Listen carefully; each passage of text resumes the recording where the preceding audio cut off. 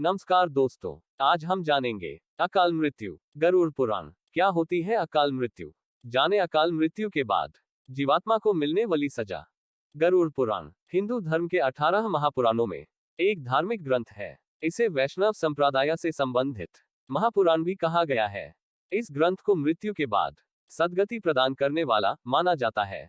गरुड़ पुराण ग्रंथ में भगवान विष्णु और पक्षीराज गरुड़ के बीच हुई बातचीत में जीवन मृत्यु, स्वर्ग नरक और मृत्यु के बाद आत्मा के बारे में विस्तार पूर्वक बताया गया है।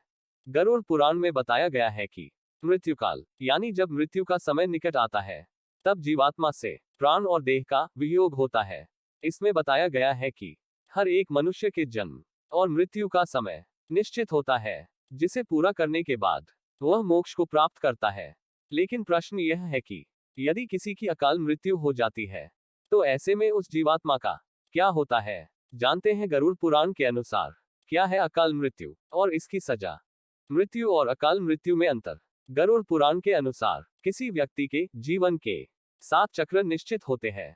इस चक्र को पूरा कर जिस व्यक्ति की मृत्यु होती है, वह मोक्ष को प्राप्त करता है, और जो इस चक्र को पूरा नहीं करता है, वह अकाल मृत्यु को प्राप्त होता है।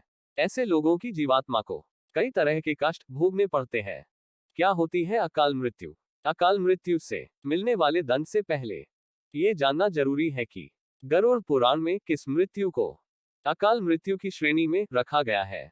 गरुड़ पुराण के सिंहावलोकन अध्याय में बताया गया है कि अगर किसी की मृत्यु भूख से पीड़ित होकर, हिंसक प्राणी द्वारा फांसी लगाकर, जहर पीकर, आग से जलने के कारण, जल में डूबने के कारण, सांप के काटने के कारण, किसी दुर्घटना के कारण या फिर आत्महत्या करने से होती है, तो वह अकाल मृत्यु को प्राप्त हो जाता है। इन सभी प्रकार के मृत्यु को गरुड़ पुराण में सबसे घृणित और निंदनीय अकाल मृत्यु बताया गया है। आत्महत्या को भगवान विष्णु ने परमात्मा का अपमान करने के बराबर बताया गया है।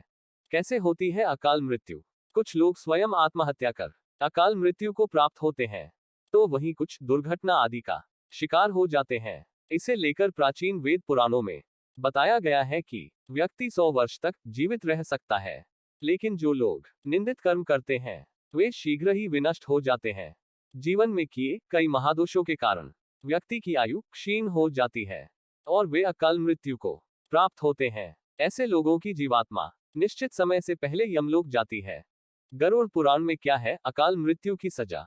ऐसे लोग जिनकी मृत्यु प्राकृतिक रूप से होती है, उनकी आत्मा 3, 10, 13 या 40 दिनों के भीतर दूसरा शरीर धारण कर लेती है।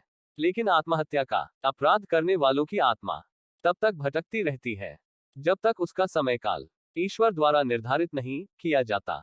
ऐसी जीवात्मा को न ही स्वर्ग मिलता है और न ही नरक। उनकी आत्मा लोक परलोक के बीच भटकती रहती है। आपकी क्या राय है? कमेंट करके बताएं और चैनल को सब्सक्राइब करना ना भूलिए। धन्यवाद।